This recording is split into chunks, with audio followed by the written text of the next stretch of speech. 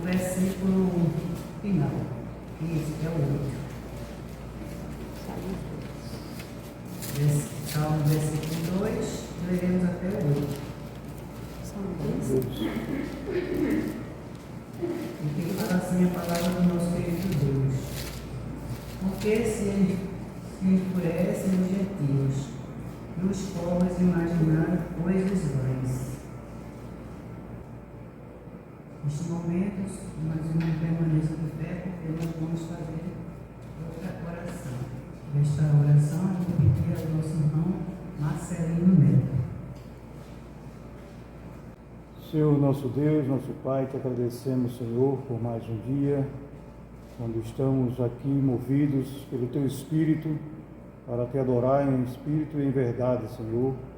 Dar-nos, pois, porção da Tua palavra, Senhor, que foi lida e que será também explanada pelo Teu servo, pastor Manuel, que nos trará a lição.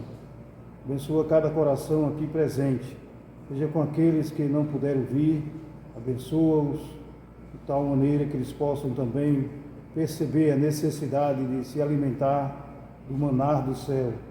Seja conosco, Senhor, nos prepara para melhor Te servir diante desses dias tão difíceis, Senhor, nos ajuda, nos dá coragem, nos dá ousadia. Abençoa a Tua igreja para logo mais estarmos reunidos, proclamando o Teu nome. Por isso Te oramos em nome de Jesus. Amém. Amém. Os irmãos podem sentar. E ainda vamos entoar o hino 140. Domingo. Hino 140. Domingo. Domingo é dia de amor, tão cheio de prazer. Almejo, ó meu Senhor, a graça em Teu poder. Honrar-me, sim, louvor e Tuas tantas cantarei. Encher-me bem, Senhor, de gozo e muita fé. Ó grande benfeitor, concede-me a mercê. Libertador, me despertar e Tua igreja estimular. Espírito de luz, dá-me o dom do amor, que vejo em meu Jesus, o meio e bom pastor. Ensina-me, pois meu dever de todo o meu viver. Amém. Eu vou pedir aos irmãos que colocam mais uma vez em pé. E vamos fazer uma oração pelas pessoas que estão enfermas da nossa igreja. Pelos que estão um pouco afastados, aqueles que estão se esfriando um pouco, para que Deus anime todos os seus corações, para que eles despertem e venham à sua escola bíblica, porque é muito bom a gente começar o dia já falando com Deus, ouvindo a sua palavra e escutando o estudo que o pastor Manuel nos transmite. Desta vez eu vou pedir a nossa irmã Fabiola que ela possa orar em prol desses irmãos que estão um pouco afastados da igreja. Amém. Senhor nosso Deus e Pai, somos gratos a Ti, Senhor Deus, pela oportunidade, Senhor Deus, de nos dar, estar mais uma vez com a congregação, Senhor Deus, para cumprir mais a Tua palavra, Senhor. Abençoa, Senhor Deus, cada família aqui representada, Senhor Deus, seja aqueles, ó Pai, que estão afastados, Senhor, da Tua casa, Senhor Deus, que o Senhor possa, ó Pai, estar quebrando nossos corações, Senhor Deus, e que eles venham, Senhor Deus, sentir, ó Pai, a falta, Senhor Deus, que o Senhor faz pela vida, Senhor Deus, que eles possam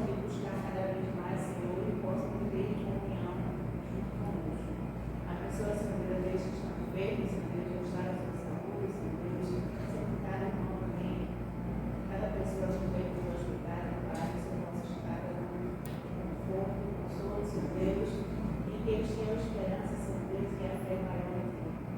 Muito obrigada por tudo que o Senhor tem feito em nossas vidas, que Deus abençoe a vida de gente, Pai, abençoe a sua família também, se tiver surgindo, abençoe a mãe, os enfermos, que Deus abençoe a sua vida, Senhor. Muito obrigada por tudo, Senhor, que baixou na hora também para trazer os teus, Pai. E isso, Senhor Deus, o quiser, Senhor Deus, não dá entendimento para a tua palavra. Peço e te agradeço, no nome de Jesus, que vive e reina para todo sempre. Amém. Amém.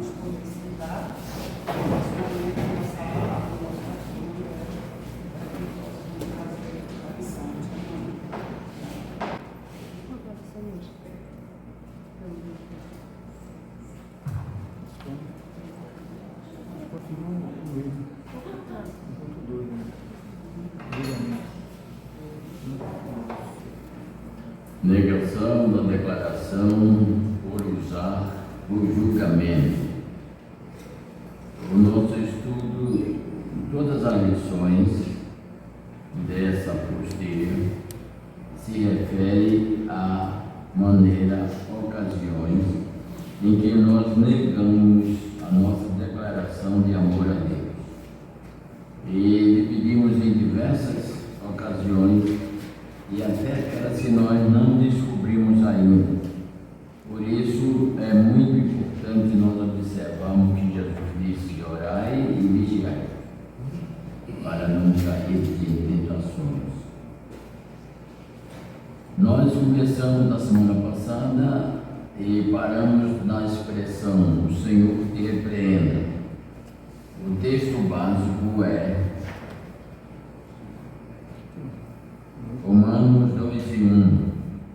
Ó homem, quem quer que sejas, pobre, rico, bonito, espiritual, feio, poderoso, quem quer que sejas, crente, não crente, pastor, presbítero, seminarista, missionário, quem quer que sejas, por que condenas a ti mesmo naquilo que julga o outro? Pois tu que julgas faz o mesmo. É muito interessante nós termos controle de nós mesmos, controle dos pensamentos, controle das palavras, porque se isso não ocorrer, nós estamos condenando o que nós merecemos de condenação. E o que nós falamos, um texto bem importante, é a segunda frase seguinte da parte bíblica: o Senhor te repreende, diz assim: quanto mais amamos, menos pronunciaremos declarações de condenação. Por quê? A Bíblia nos diz que o amor tudo sofre, tudo crê, tudo espera. O que é mais? Tudo quê? São 4 coisas. Me fugiu agora uma. Tudo crê, tudo espera, tudo sofre e tudo esquece.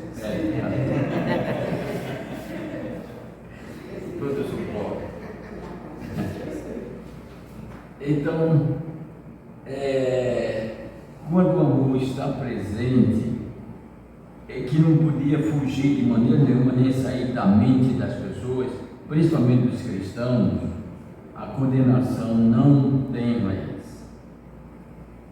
A Bíblia, o diabo também nos diz que nós não devemos ouvir o que falam mal dos nossos irmãos, sermos atuar, acreditar naquilo que falam dos nossos irmãos, porque o amor é paciente. Então, espera. Quanto mais amamos, menos condenamos.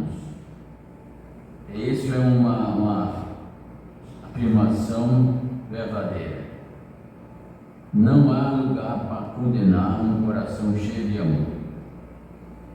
E Jesus fala isso, diz que a boca fala do que o coração está cheio. Se o nosso coração estiver cheio de amor, não haverá condenação. Mas se o nosso coração estiver cheio de condenação, nós vamos sempre usar, olhar, observar com condenação.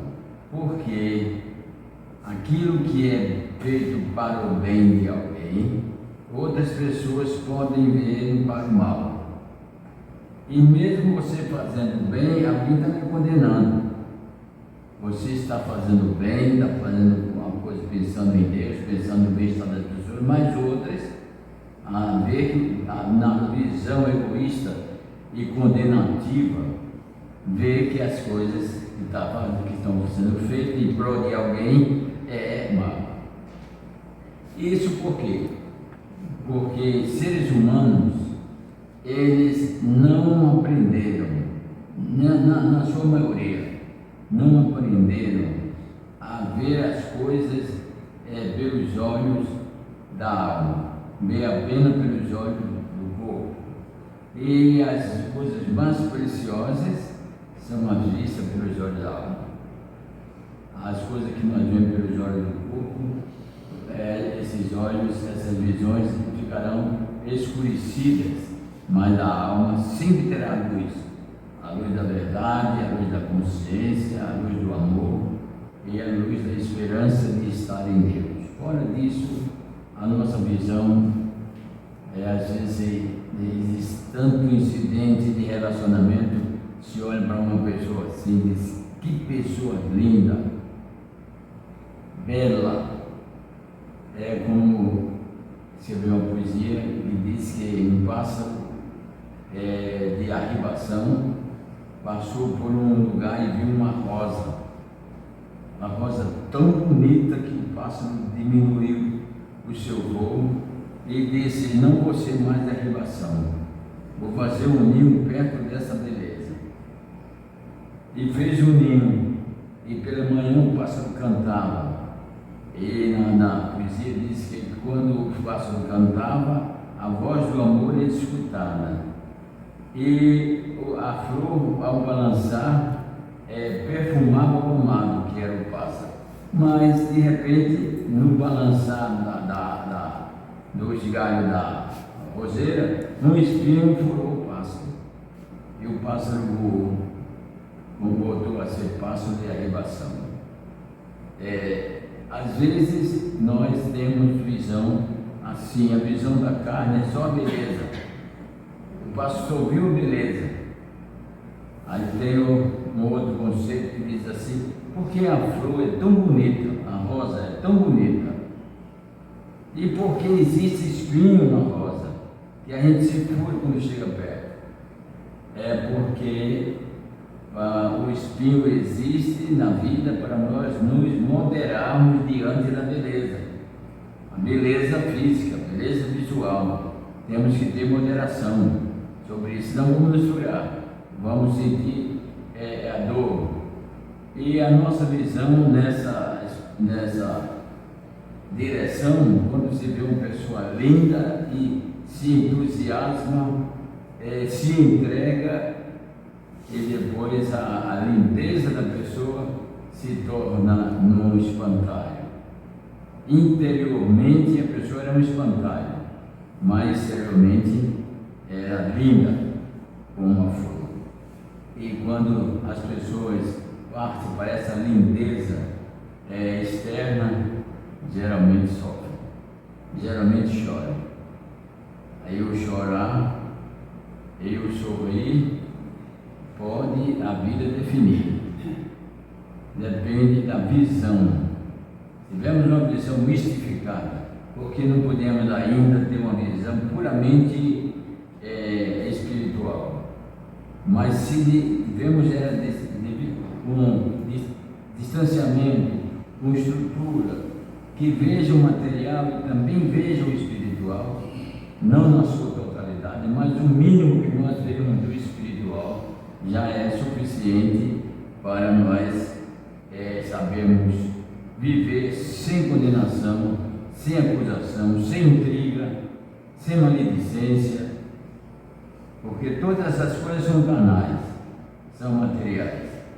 E em todas essas coisas que eu falei, existe o princípio básico da condenação. E quando condenamos a pessoa que nós amamos, nós estamos negando esse amor. A mesma coisa em relação a Deus. Se nós negamos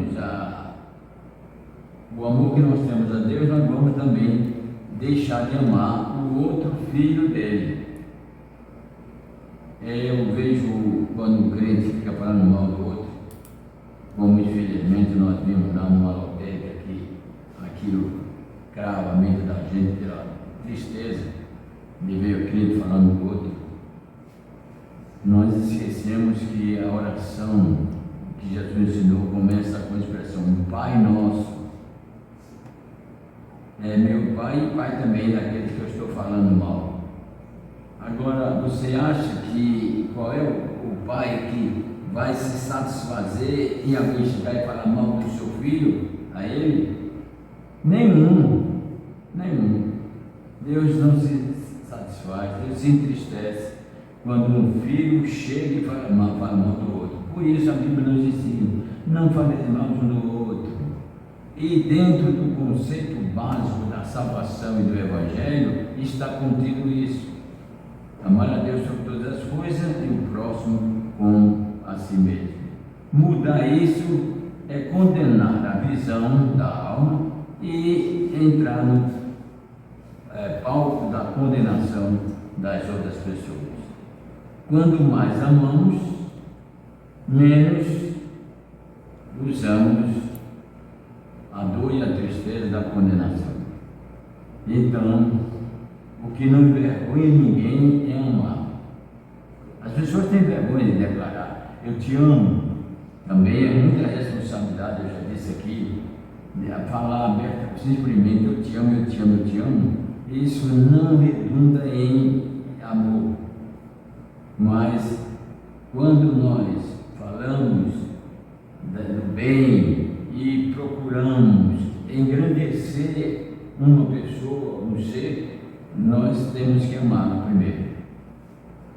Só podemos viver uma paz e não terceiro a palavra de Deus, as ações de Cristo, se nós os amarmos. Senão, se tem alguma coisa acima desse amor, toda a nossa expectação está para aquele alvo. E Paulo conscientemente disse: sigo para o alvo da soberana vocação. Cristo Jesus é o nosso alvo. Então, se a gente vê o irmão cometendo erro ou uma falha, se nós não pudermos ajudar, também não temos o dever de estar falando mal do que ele fez, porque isso é condenar. E toda vez que condenamos um filho de Deus, nós estamos dizendo que não, a nossa declaração de amor ao Senhor não existiu.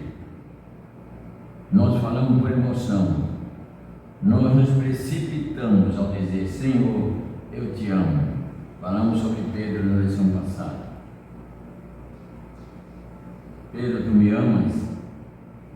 Sim, Senhor, eu te amo. Pedro, tu me amas? Sim, Senhor, eu te amo. Eu disse que isso é um teste para o cristão fazer com ele mesmo. E na terceira vez, Pedro, tu me amas? Senhor, tu sabes todas as coisas.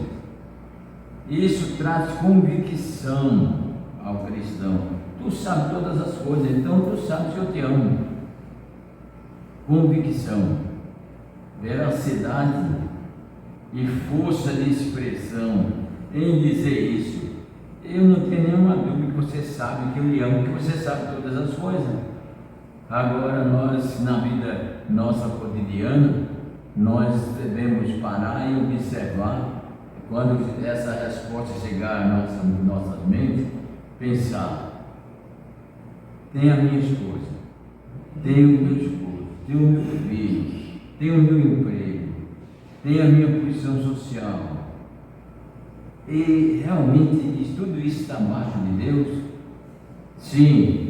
Então eu vou dizer: tu sabes todas as coisas, tu sabes que eu te amo. São coisas que passam pela nossa vida como um vento, a brisa suave. É como se nós estivéssemos na caverna, escondido pelo medo, pela pressão. E sabemos que Deus ama a gente.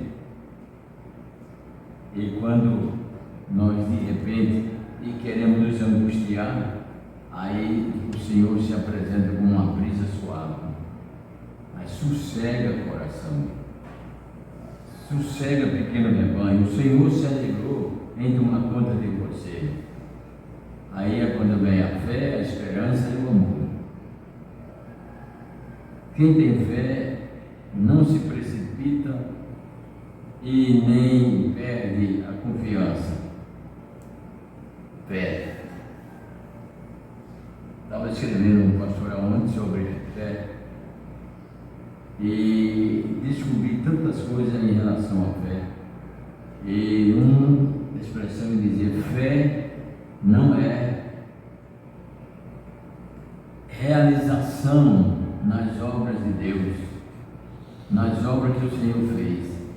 Ah, Deus fez isso, Deus abriu o mar vermelho, Deus tem poder para isso, Deus tem poder para isso. Isso são coisas vistas, coisas acontecidas. E fé não se baseia no que passou, nem nas coisas vistas. Fé é uma firme estrutura de vivermos capacitados, porque capazes não somos capazes, mas sermos capacitados a fazer as mesmas obras que Deus fez. Isso é fé. Porque Moisés, diante do mar vermelho, disse: mas Senhor, e agora? Por que clamas a mim? O que tem na mão? Um cajado. Quem te deu esse cajado? Foi tu, Senhor. Então usa. Muitas vezes nós ficamos diante das dificuldades e ficamos pensando assim: o que é o que eu vou fazer? Não, eu vou dizer, o que é que eu vou fazer agora na vida? Olha, você está só? Você não tem um Deus sempre junto de você? Então, o salmista diz: esperei com paciência no Senhor, e Ele se inclinou para mim. A relação de Deus com a terra é muito interessante. É como o horizonte, o abraço do céu com a terra. É o céu descendo a terra. É o que Cristo disse na sua primeira pregação: é chegado a vós o reino de Deus. E se nós vivemos o reino de Deus, se nós somos novas criaturas para este reino, então condenação não deve existir em nossos corações. Por quê? Condenação gera coisas ruins. Condenação gera coisas ruins, e a condenação antecipa um julgamento sem perdão. E o coração do cristão e a própria estrutura do cristão, o nascimento do cristão foi no berço do perdão. Nascemos no berço do perdão. E que se não perdoarmos aos homens as nossas ofensas, disse Jesus Cristo, Deus também não vai perdoar as nossas. Então, estamos deitados como neném no berço do perdão. E o nosso crescimento faz também crescer o perdão. E somente o perdão de Cristo é que nos dirá: vinde, bendito de meu Pai, possuiu por herança o reino que está preparado. Bem, quando mais amamos, menos pronunciaremos declarações de amor. Vamos entrar agora num acontecimento que vai provar isso. Os amigos de Jó o condenaram como pecador e afirmavam que tudo aquilo que ele sofria era consequência. Todos eles eram tementes a Deus, mas não escaparam da declaração de condenação. Aí lá está Jó. Primeiro, nós fazemos um paralelo de Deus e do homem. Deus é justo, Deus é amor, Deus é misericórdia. E o homem é errado. O homem erra. Então, se o homem está sofrendo, está penando, é por porque Deus está fazendo justiça na vida dele. Ele errou.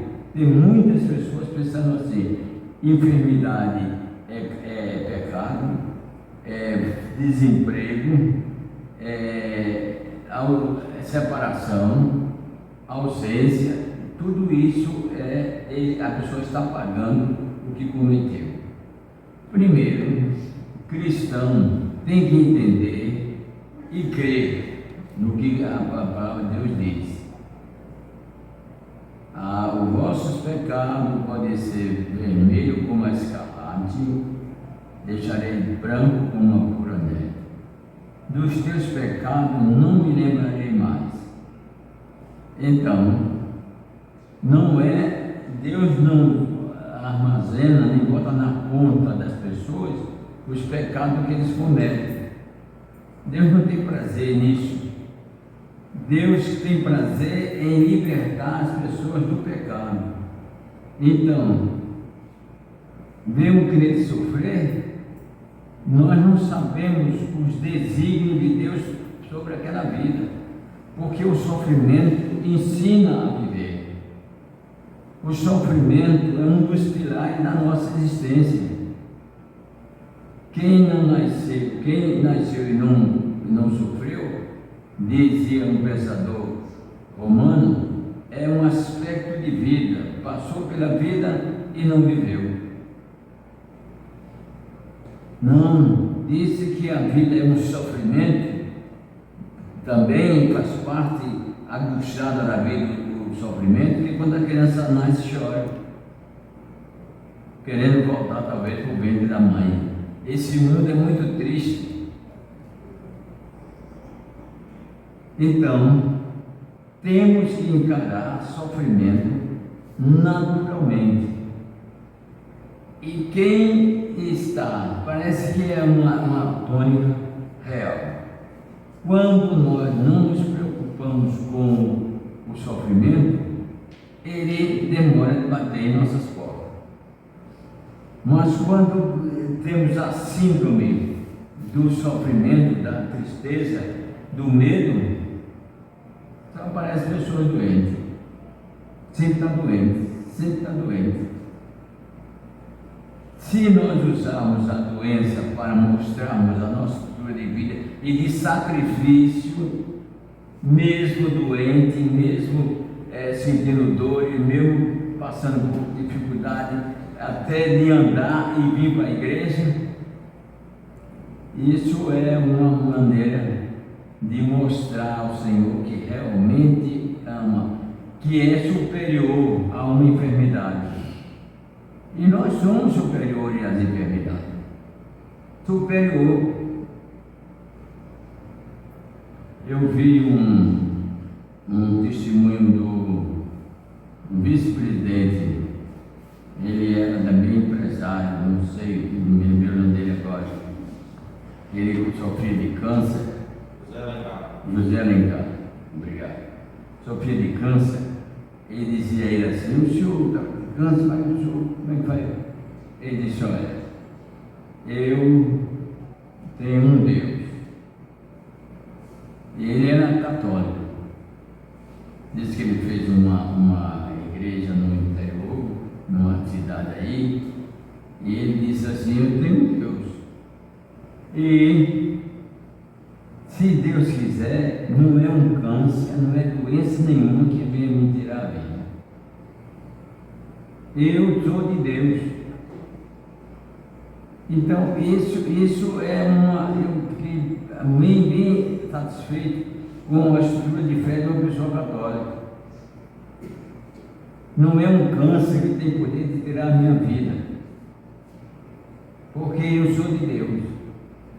Bem, isso é uma dos conceitos que nós temos.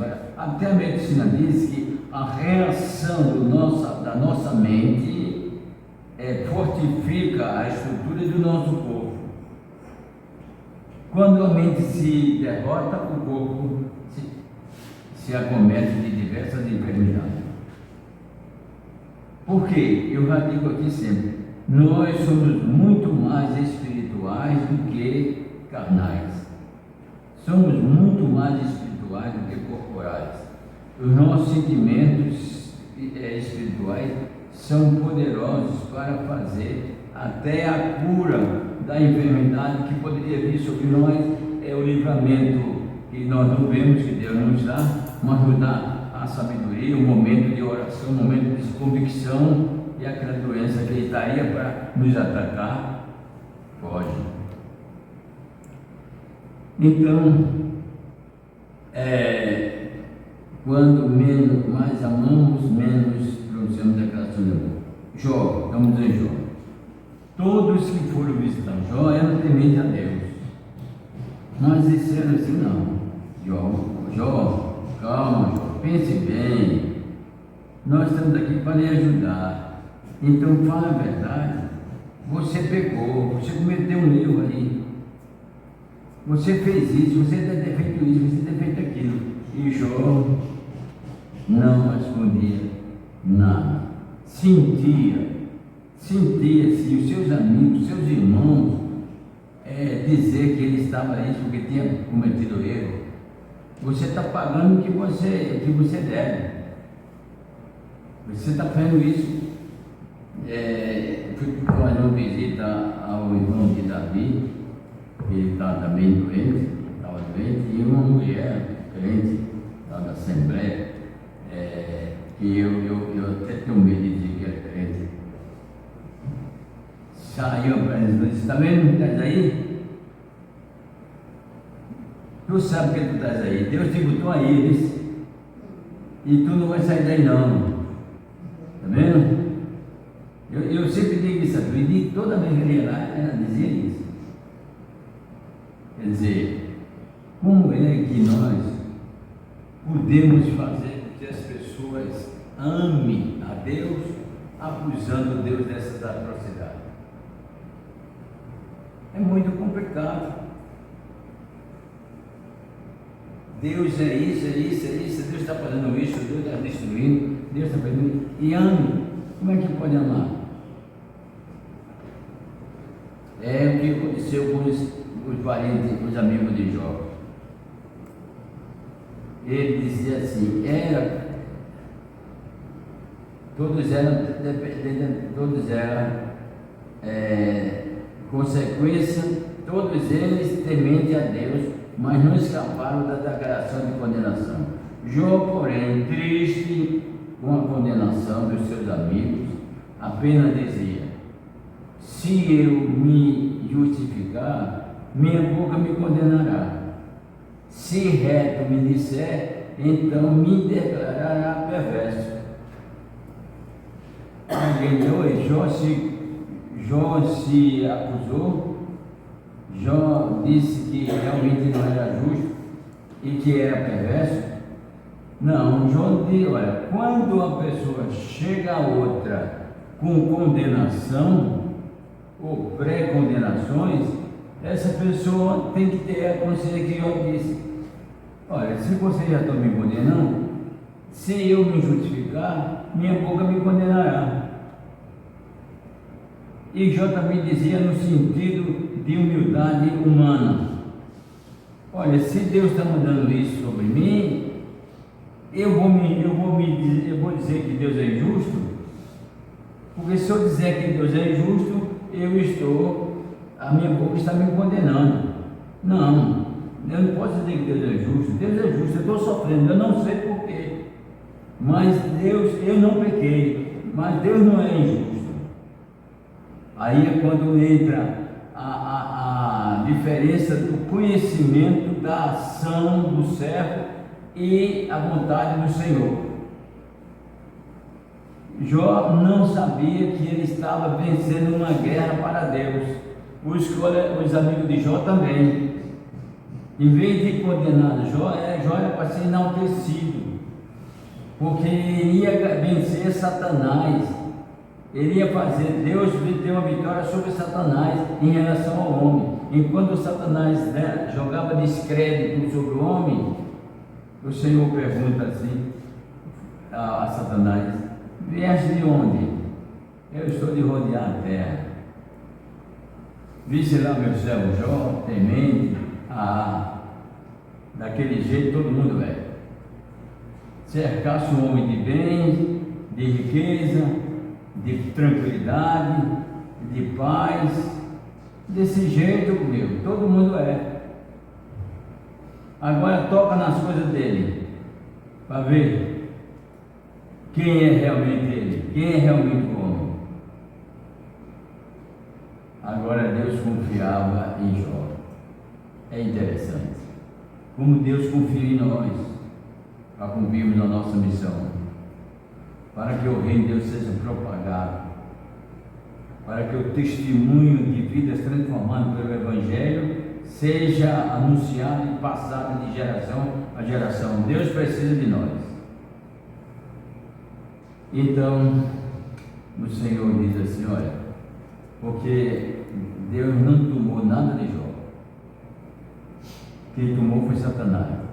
E eu sempre digo, Deus não dá nada a ninguém para depois tomar. Ele dá. Agora as pessoas ou jogam fora ou chamam Satanás: vem, diabo, toma, rouba isso, diabo. Ô Satanás, brinca com Satanás, senta na mesa de Satanás. Como a Bíblia fala, que não sentar na mesa de Satanás, não pode sentar em duas mesas, a mesa do Senhor e a mesa de Satanás. A mesa do Senhor, o crente está se alimentando do maná divino, e na mesa de Satanás, do pão que o diabo amassou. Mas isso ocorreu, e Jó, o Senhor diz a Satanás.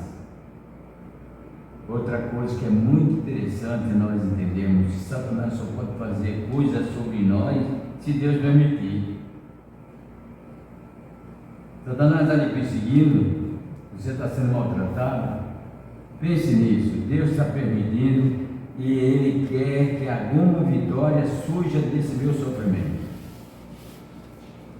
Até um crente que vai para o hospital, se ele passar um mês no hospital e uma vida se converter, ele fez a obra mais cara do mundo, mais preciosa do mundo. Então, é só entender que Deus está usando você no lugar devido e na hora precisa. Eu costumo dizer que quando o crente fica conversando na hora do sermão, ele está sendo objeto da ação de Satanás. Crente mas está se tornando um objeto de atuação de Satanás, porque o que salva o pecador é uma palavra. E quando o crente conversador, de respeitador do culto da presença de Deus, fica conversando até com o ímpio, ou com o não crente, ou com outro crente perto do banco onde está o não crente, os ouvidos mudam de ouvir a palavra para ouvir o que as pessoas estão conversando. E aquela palavra não pôde ser captada pelo pecador, e ele não se converteu. Pessoas agindo em prol de Satanás dentro da casa de Deus. E Jó estava pagando preço alto, estava sendo condenado pelos seus, e uma das pessoas que tem muita força e influência na vida dele, que é a esposa, olhou para Jó naquele sofrimento e disse assim: tu és muito tolo mesmo, tu és um cabra besta. Como é que tu ainda venera um Deus que tirou tudo que tu tem? Nega esse Deus e morre. É o que tu tem a fazer. Negar o Senhor e morrer. Olha, quantas pessoas têm ouvido isso e têm renegado e morrido realmente? Morrido fisicamente e espiritualmente. Mas Satanás, quando recebe a permissão de Deus sobre a vida de Jó, foi tirar logo as coisas preciosas, as pessoas preciosas, os bens, os seus bens e as pessoas preciosas. O rebanho morto, a casa caiu sobre os filhos, todo morto. Depois que atingiu os bens e as pessoas queridas, por que o diabo também não matou a mulher dele? Porque ia ser um instrumento dele. Ficou, não foi com pena para cuidar de Jó, não. Porque ele não cuidou, fazia condenar. Condenava Jó por ter ainda condições de adorar a Deus. E depois, agora vamos em cima dele. O diabo esperava que quando a riqueza de Jó fosse devastada, Jó já ia blasfemar. Não, então vamos atacar quem ele ama, foi os filhos, matou os filhos. Agora ele vai. Jó dizia, mesmo sem saber, para Satanás ouvir, que Satanás escuta tudo que nós falamos, ele só não penetra no que nós pensamos. Ele dizia assim, o Senhor Deus, o Senhor tomou, bendito seja o nome do Senhor. E não era Deus que estava tomando. Jó, depois de tudo, riqueza e bens e pessoas amadas destruídas, ele não renegou. Agora vamos ver, nos outros é fácil, agora é nele. Como alguém disse que não sei o que nos olhos dos outros, pimenta nos olhos dos outros é refresco, né? Pimenta nos olhos dos outros é refresco. E disse, agora vou ver nele.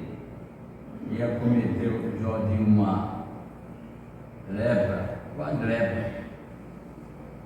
E o corpo cheio de chagas, ele não tinha nem como só pegar um capo de teia para coçar. Um capo de teia as suas feridas. E até início Jó não negou o seu mestre, não condenou o seu Deus, porque às vezes nós condenamos Deus. Quando acontece uma coisa séria, triste, aí as pessoas, até crentes às vezes, dizem assim, mas Deus quis assim,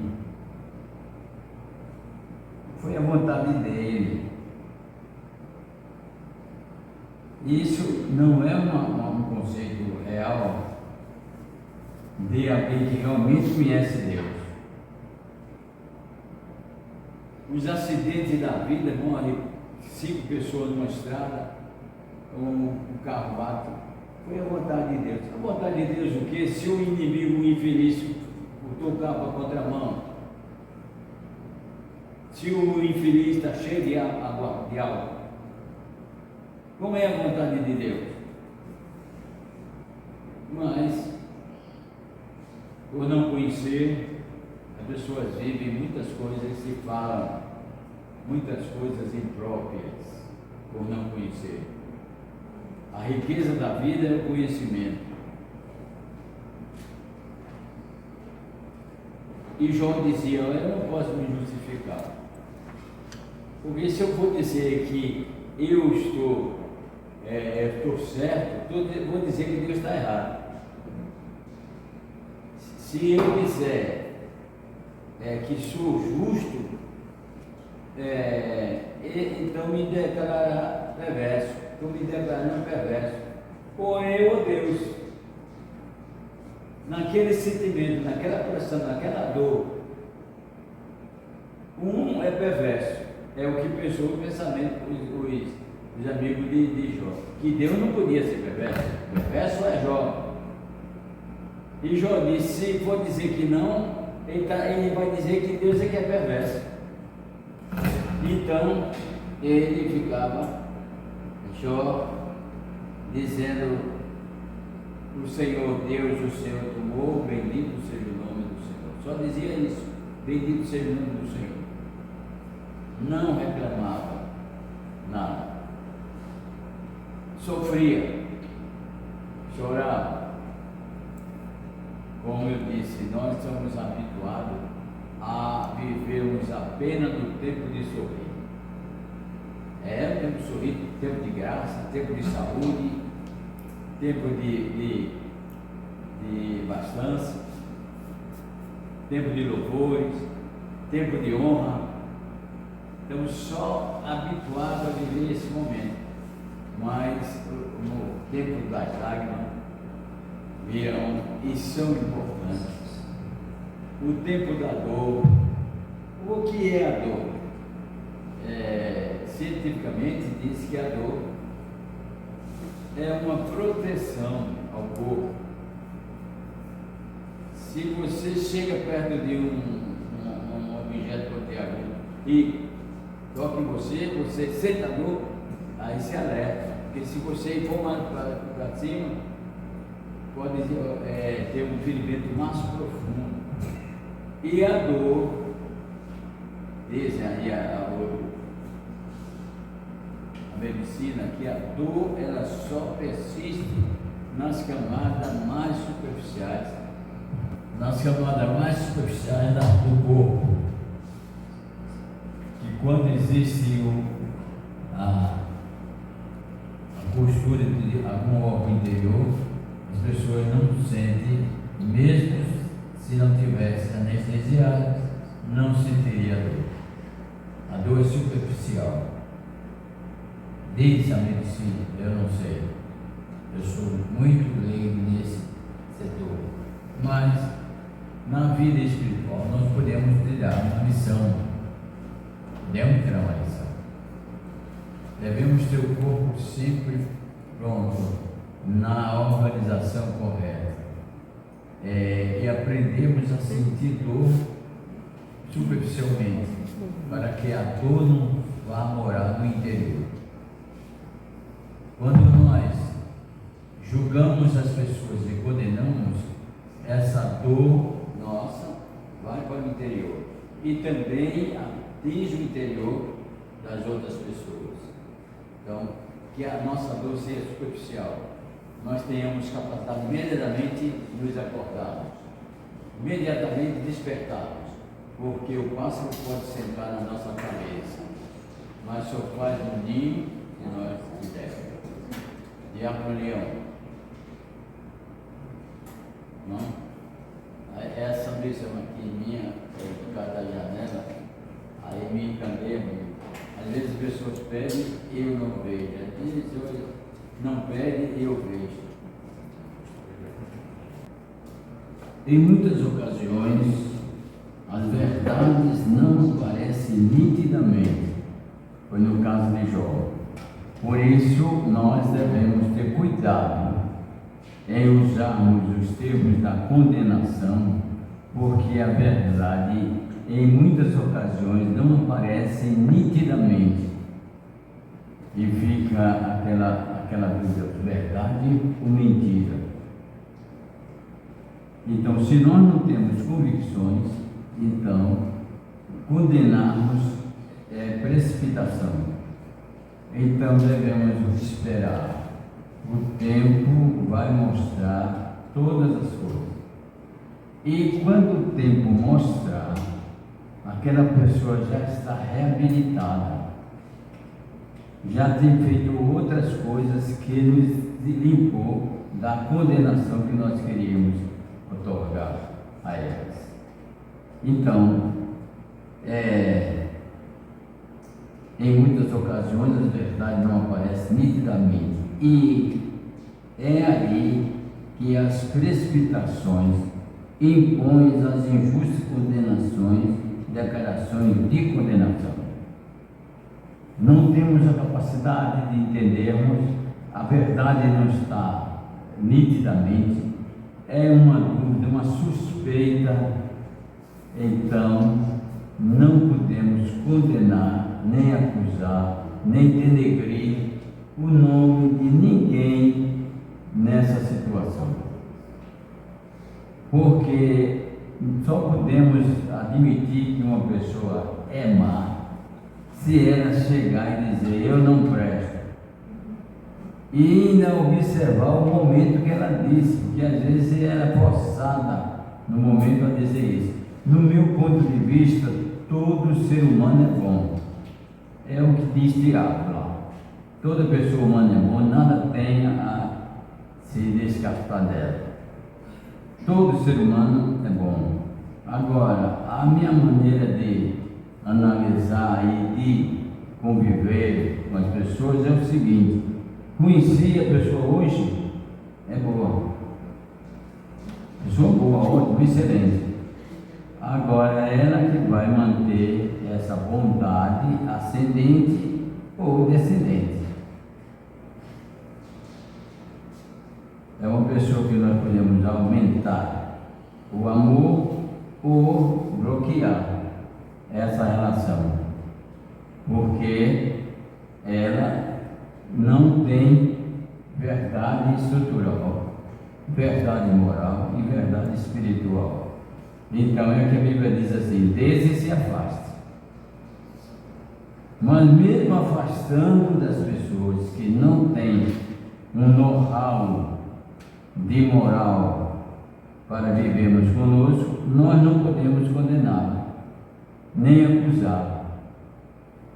É o caso do arcanjo Gabriel.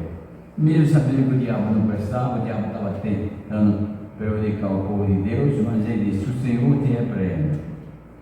Essa é a melhor coisa para não trazermos para o nosso interior respaldo de tristeza e de condenações indevidas. Não estamos aqui para condenar na pessoa, não, mas a Bíblia manda que nós amemos o próximo a si mesmo, certo?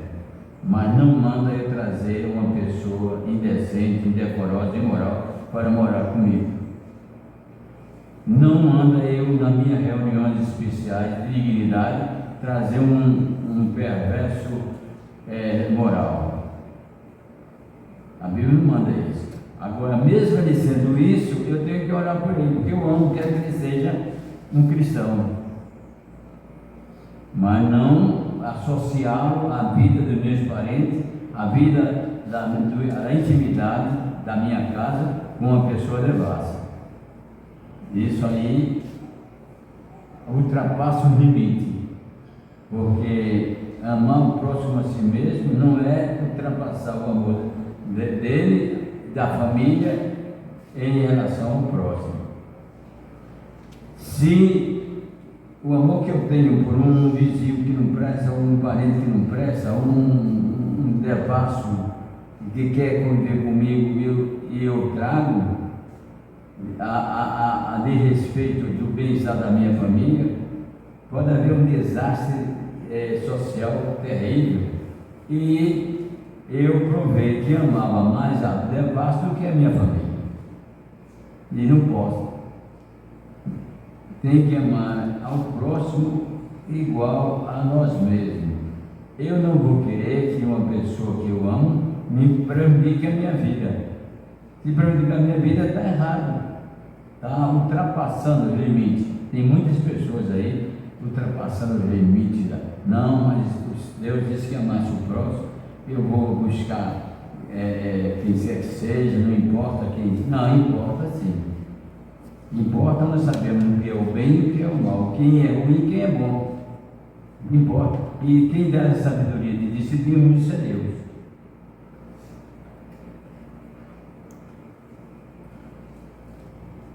O texto básico acima nos pergunta por que as pessoas são capazes de condenar umas às outras naquilo que também fazem. A essa pergunta não se encontra resposta que venha convencer as consciências responsáveis. Poderemos imaginar algum sentimento pré-existente à declaração de condenação, como falta de exame introspectivo, de misericórdia, e a pessoa que se sentir detentora de virtudes e poderes que a coloca acima da pessoa condenada. Quem declara condenação ao próximo sem misericórdia ainda não aprendeu a viver a essência do Evangelho e do perdão.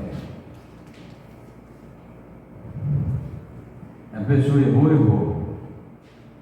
Mas o que é que vai haver agora então? Não.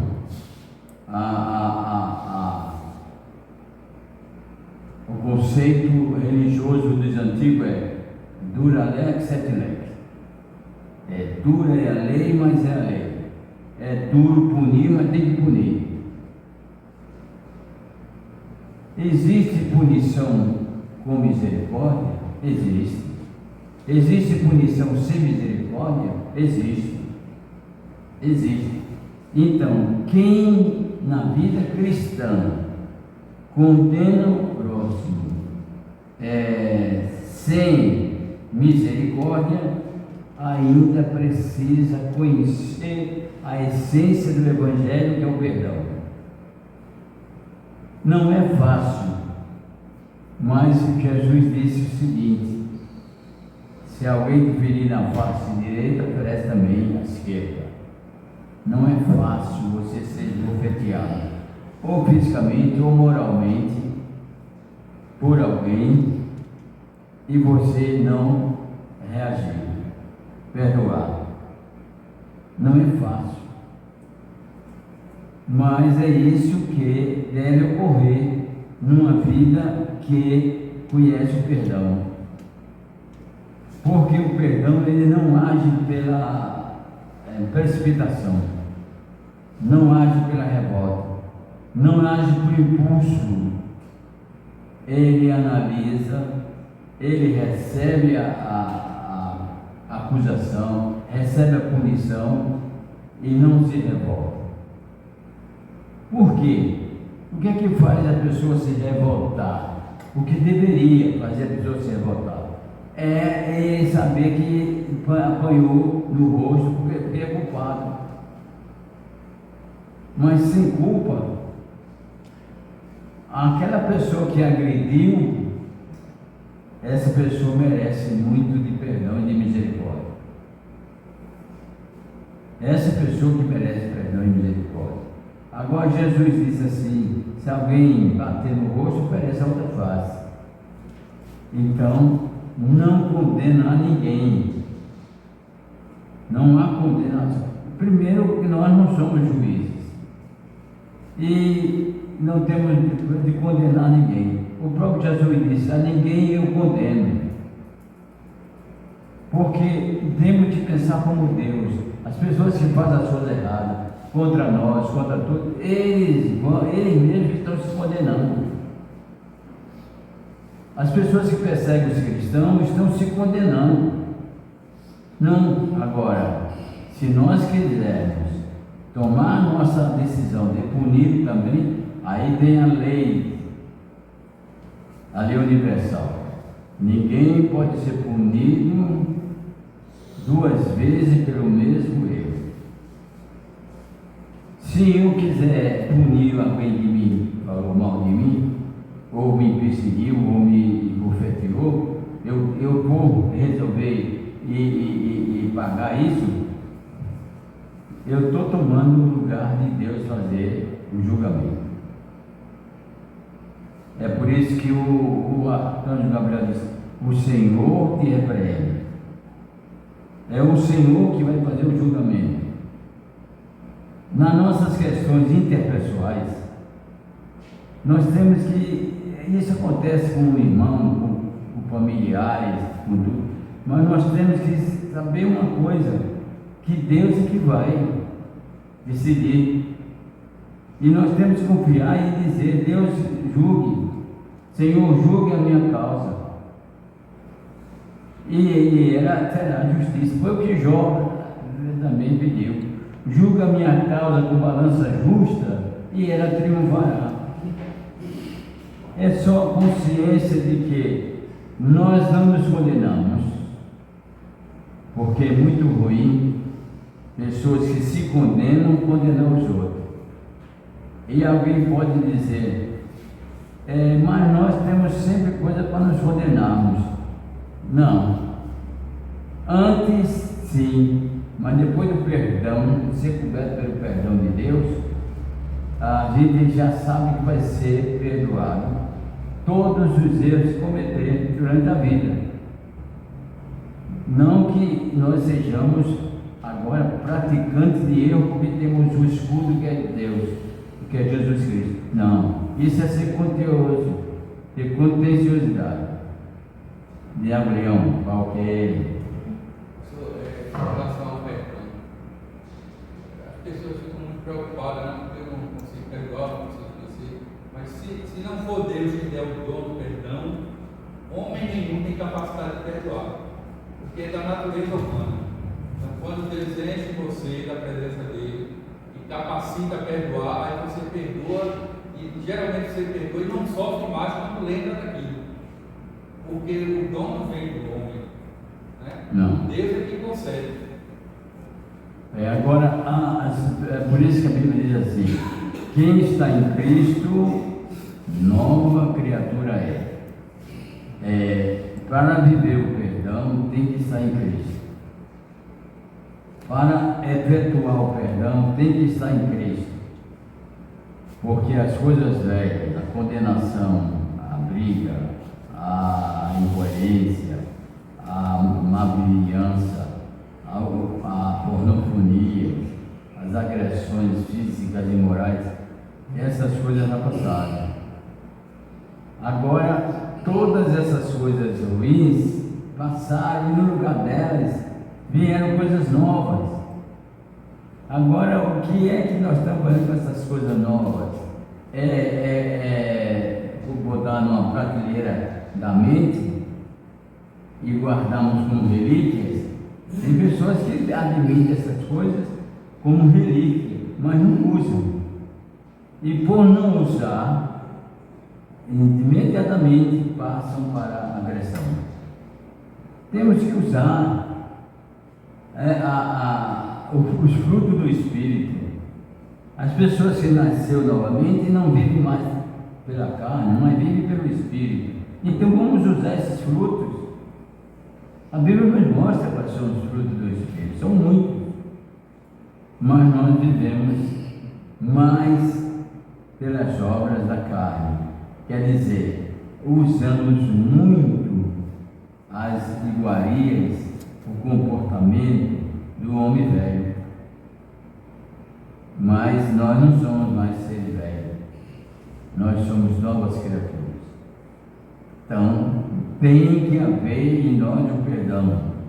A gente briga, a gente arenga, mas se o perdão estiver no meio, ele é petuíma, faz isso, une novamente. Mas se não existir o perdão, é uma alavanca impedindo que as partes se unam. E o perdão vivido, o perdão consciente, além de unir, cola. E vidas coladas pelo amor e pelo perdão não se descolam enquanto o sol existir. Sacrifício mas a salvação vem pelo sacrifício. É sacrificar, se colar a nossa vida com outra vida, mas é um sacrifício que vai fazer criar a estrutura de fé, de permanência e de eternidade. O casamento é um simbolismo disso. Ora, se não vier pelas cordas e a cola do perdão, os casamentos não duram muito, não suportam passar o tempo, mas a consciência do cristão, ele tem que saber, só tem a vida eterna por causa do perdão. Então só vai ter harmonia com as outras pessoas se usar o perdão. Sim?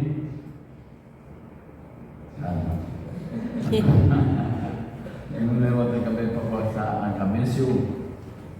É que eu senhor está querendo mais participação. O senhor está vendo muito bom. Está vendo demais.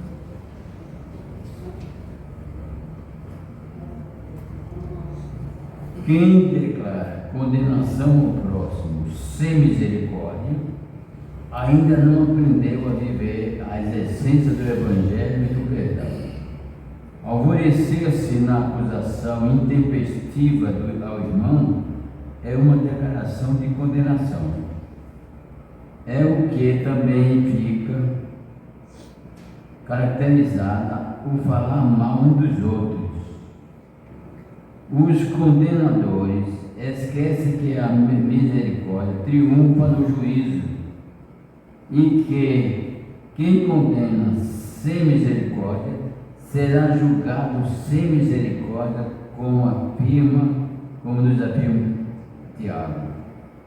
Porque o juízo será sem misericórdia sobre aquele que não fez misericórdia. A misericórdia triunfa sobre o juízo. Interessante. Quem não usa a misericórdia?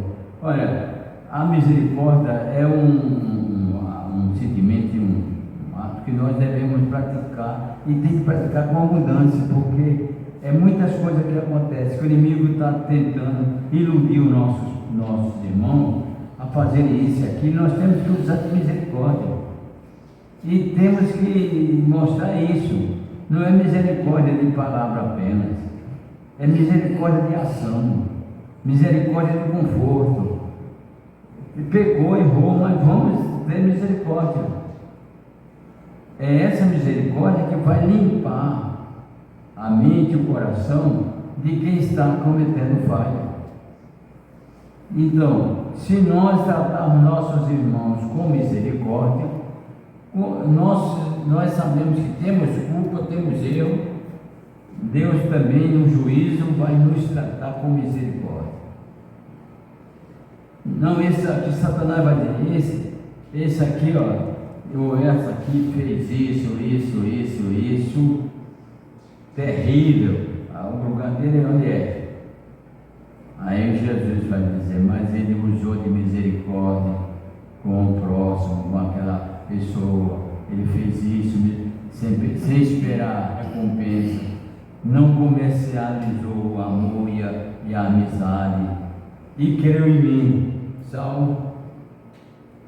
Mas esse aqui, muito bem, esse aí não mostrou nenhuma misericórdia para com o próximo, nenhuma misericórdia. A Bíblia fala da parábola do juiz, de um mordomo injusto. Esse mordomo, o mestre viajou e ele sabia que ia ser despedido. Então ele chegou e disse: agora, me ligar eu tenho vergonha, trabalhar eu não tenho mais força, trabalhar, e como é que vai ser a minha vida? Aí pensou: não, vou resolver a minha vida com injustiça, mas vou resolver. E chegou a um credor e disse: o senhor deve quanta junta de boi ao meu senhor? 100. Pague 50 e assina aqui como pagou a dele. Pagou. E foi assim todos os credores, e diminuía as dívidas, e os credores ficavam felizes, porque ia pagar 100, pagou 50, ia pagar 30, pagou 10, ia pagar 20, pagou 15. Então os credores ficaram contentes. O que pensou esse mordomo? Quando chegou o Senhor, ele mostrou os princípios que eles pagaram, foi elogiado porque conseguiu receber as dívidas e não foi jogado para fora, acredito. E se fosse jogado fora, ia chegar e dizer: olha, eu te dei 50 juntas de boi, me dá aí 10. Olha, eu te dei tantos alqueires de trigo, me dê aí 5. E estava com a vida feita. Quer dizer, na sutileza, ele usando e a incerteza, o erro para se viver depois disso. Quer dizer, aí Jesus nessa parábola diz assim, que os filhos das trevas são mais prudentes do que os filhos da luz. Eles fazem prudência, eles fazem ações prudentes para viver das coisas que eles fazem. E os filhos da luz não. Os filhos das trevas não têm as armas que nós temos. E às vezes eles usam as armas maiores, com mais intensidade, nossas, eles usam e nós ficamos parados com a arma.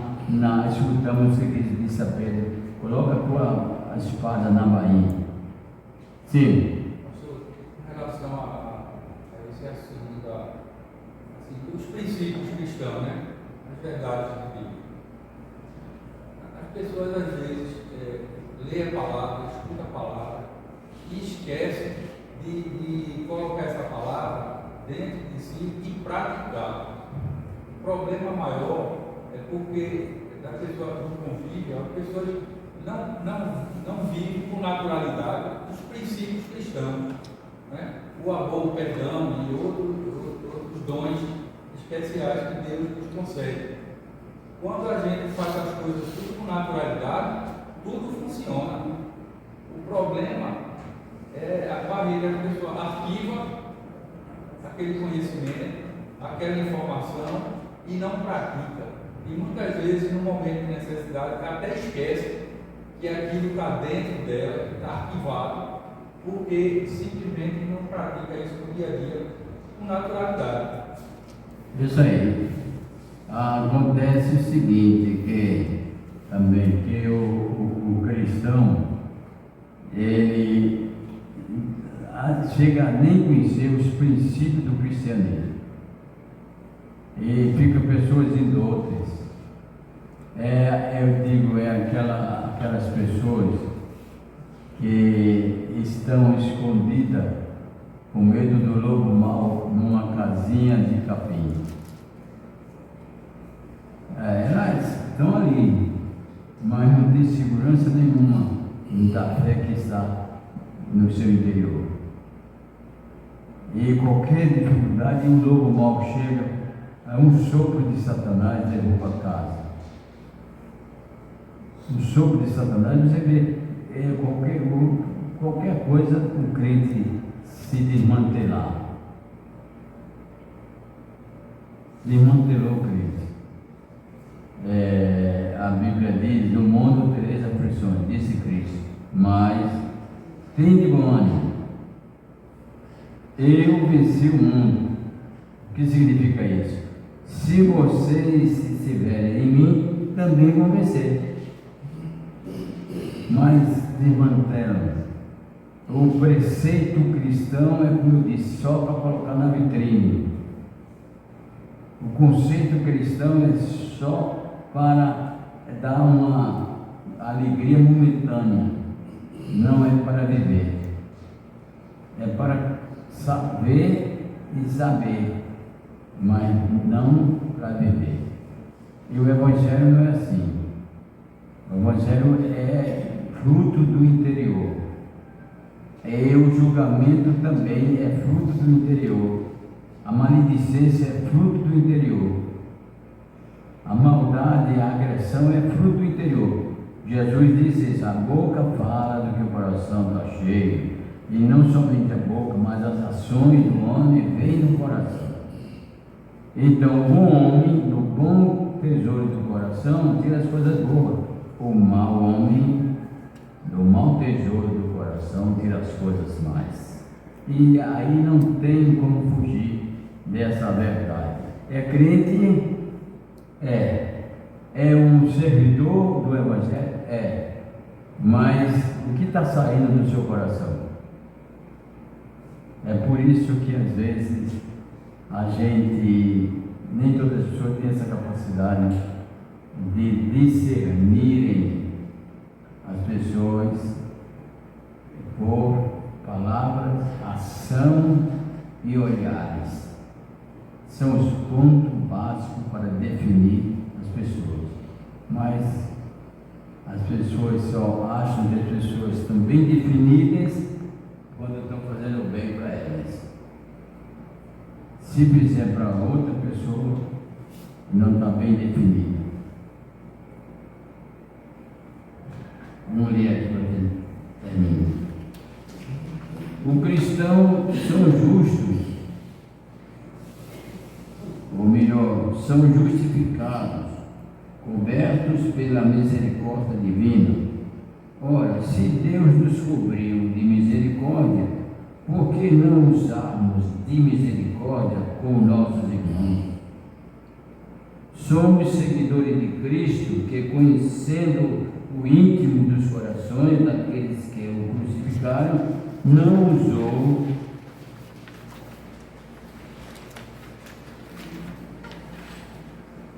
nenhuma declaração de condenação, mas de misericórdia quando pedia ao Pai: Pai, perdoe-lhes, eles não sabem o que fazem. Amém. E aprendemos isso. Declarado inimigo de Jesus Cristo estava o Sinédrio, estava as autoridades romanas e aqueles que consciente ou inconscientemente pediram Barrabás no lugar de Jesus. Todos esses estavam participando da condenação indevida de Jesus Cristo. E ele, para nos exemplificar, ele orou e pediu ao Pai: Pai, perdoe-nos. Ele não sabe o que faz.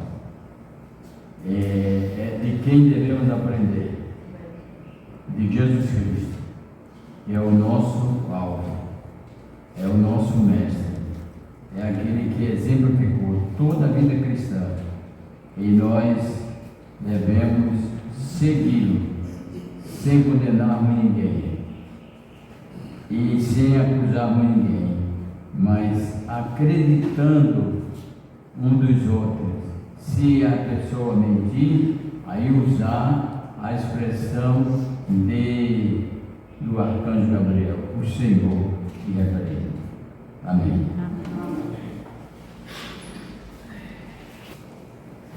Estamos encerrando o culto de escola bíblica desta manhã e eu peço a toda a igreja que se coloque de pé e vamos fazer uma oração com o nosso irmão Iago Leão. Senhor, nosso Deus e Pai, nós te agradecemos, Senhor, por esses momentos especiais que o Senhor nos aqui reunido no seu nome, para aprender mais de ti, Senhor, receber a tua amizade, a tua porção, esse alimento especial que tu preparaste para este dia, Pai.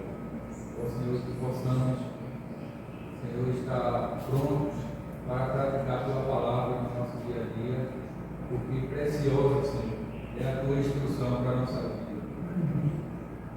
Pai, e louvamos e te agradecemos por este dia maravilhoso. Nos conduz em paz aos nossos lares, Senhor, e nos prepara, Senhor, para o culto do culto, e possamos estar todos reunidos aqui para te adorar, louvar e glorificar o Senhor. Em nome de Jesus, te agradecemos e te louvamos. Amém. Deus abençoe a cada um de nós, que possamos passar um muito de paz. Amém. Diante dos nossos familiares. Amém. A oração silenciosa está concluindo o trabalho com a escola bíblica, passar através do pastor Manuel Antônio. Amém.